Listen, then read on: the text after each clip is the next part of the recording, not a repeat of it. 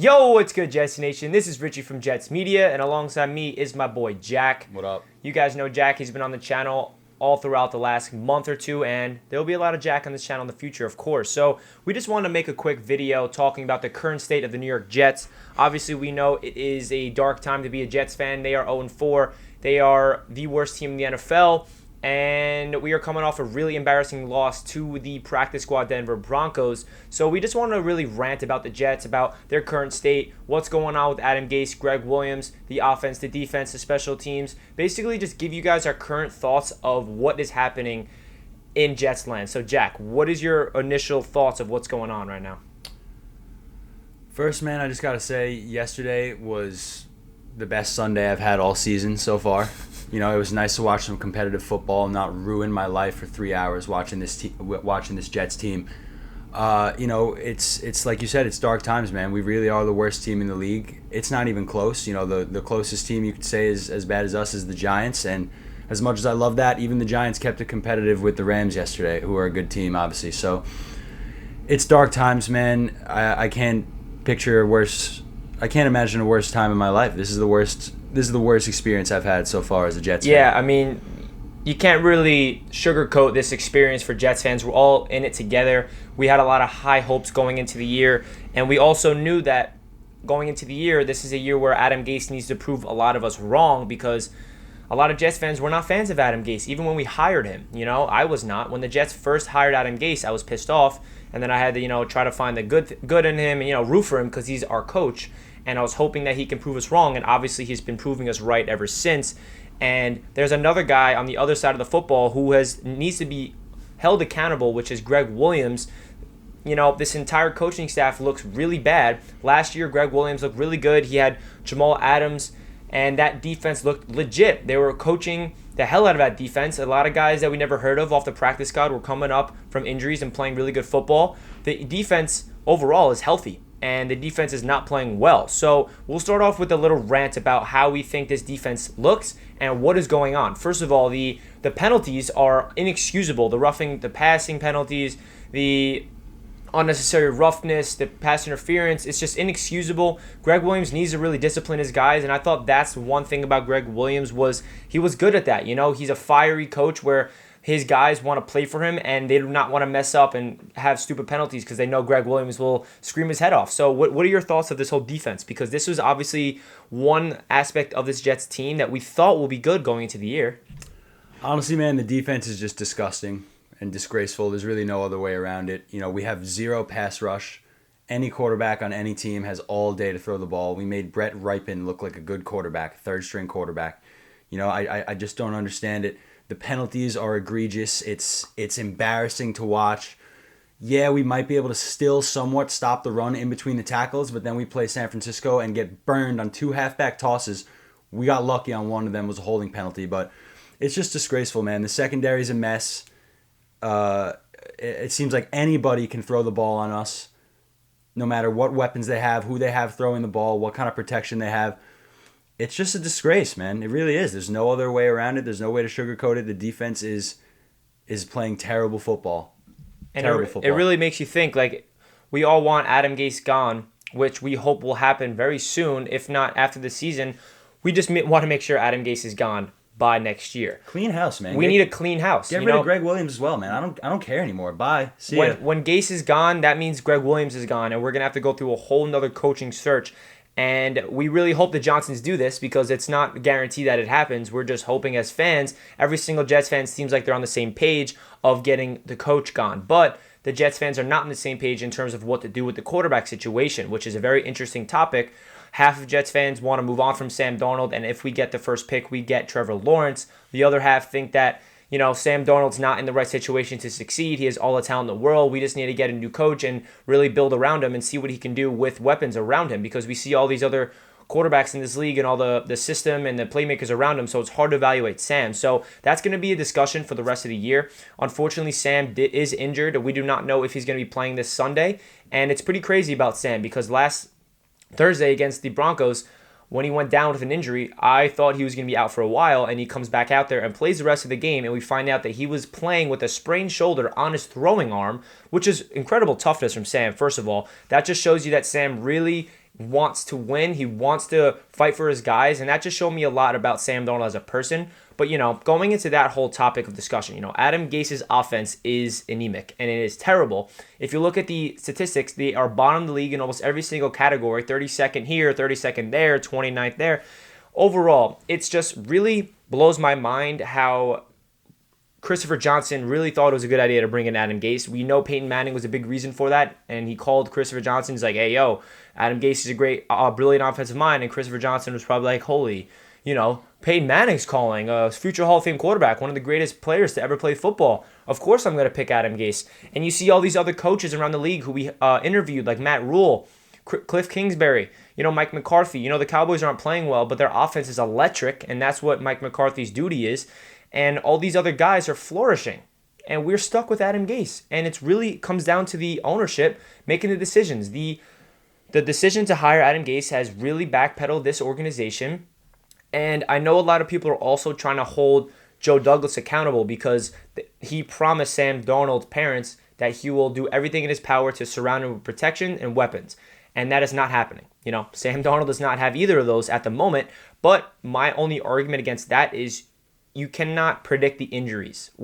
I'm not making excuses. I'm just saying Joe Douglas didn't expect his top 5 receivers to go down. We literally, at one point, we're out of our top 5 receivers. Number 1, Brashad Perriman, Denzel Mims, Jamison Crowder, Vincent Smith, Jeff Smith. Those 5 guys have been hurt. And then Le'Veon Bell out as well. But at the same time, the great coaches in this world can adapt and create nothing out of something, which is Kyle Shanahan, the 49ers. So just to go off that, what are your thoughts of this whole offense? And, obviously we're all on the same page as Jets fans. We need Adam Gase gone. But what do we do as Jets fans? Do we want the Jets offense to look good? Sam Darnold might be missing time, so Joe Flacco might be coming in. This is just a really weird time to be a Jets fan, man. One thing we stopped doing immediately, and I love the guy, future Hall of Famer, great. One thing we stopped doing immediately is giving 37-year-old Frank Gore the ball. When we have Balaj, P. Ryan, and now Bell coming back, and even Josh Adams, I don't care. Stop giving Frank Gore the ball. This is no way to evaluate the current state of the team by feeding a 37-year-old running back. Stop giving Frank Gore the ball, first of all. Second of all, obviously Adam Gase needs to go. It should have happened after week 1. It should have happened I just don't understand. It says a lot about the ownership of this organization to hire a losing coach from a division rival. You know? It shows you that they have no clue what they're doing, and that one phone call from a guy like Peyton Manning could really sway an owner of an NFL team that hard to hire a head coach. In the current, it's not like we have a solid group of guys and we just need that guy to bring it all together and start calling the right plays. This team is in shambles before Gase even arrived. We have a young quarterback. We have no weapons. We have a decent defense, but clearly now that's a huge issue of our team. So for Gase to be hired really says a lot about the Johnsons and their lack of knowledge on how to build a winning organization. They don't know how to build a winning organization because they haven't been a part of a winning organization. It's pathetic all across the board, offense, defense, whatever you want to call it.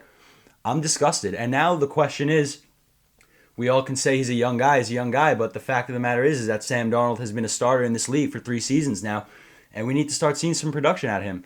I am on the side that says this current situation is ridiculous and no way to evaluate a young quarterback with no weapons, new linemen, a terrible play caller, a disgraceful play caller. I'm part of that side that says this is no way to evaluate Sam. I wish that it wasn't year 3, but we do got to give him more time and a different offense to work with, But then, another part of me says that he's certainly regressed as a decision maker, it seems. And, the conversation does need to happen. If we're in a position for the first pick, the conversation about the Trevor Lawrence thing does need to happen. But I will also say that nobody, especially somebody who's never played a snap of NFL football, would come into this current system and succeed. I don't care if it's Tom Brady. I don't care if it's Trevor Lawrence. Nobody's coming into the Adam Gase offense with the current weapons and situation on this team and succeeding at quarterback. Yeah. That's my take. I mean, it's going to be a really long season for Jets fans. There's a lot of people that are watching this that will probably disagree, and a lot of people that will agree. And that's okay. Me and Jack are just voicing our opinions. And if you guys disagree, that's totally okay. Just leave a comment down below what you guys think of the whole situation. I'm right there with you. I think that Sam Darnold has all the talent in the world to be great, but his decision making is a problem. And I think what Sam Darnold really is, he's a backyard quarterback. He's a guy that can make incredible flashy plays when the plays break down, and we see the talent. Almost every single game so far, we've seen a flash of ridiculous talent, and we're looking at Sam, we're like, whoa, Sam, do that all the time. Like, what's the issue? And that's what happens when the play breaks down. When he's in the system of Adam Gase and he drops back and has to make a read, it seems like he's not comfortable and he's not scanning the field right. He's missing open guys. He's holding onto the ball too long. He misses open receivers. And that just tells you a lot about Sam's progression in this offense. And that makes you wonder, is it Gase's system, or is it Sam Darnold just not progressing as a signal caller and scanning the field properly? Those are some questions that need to be answered.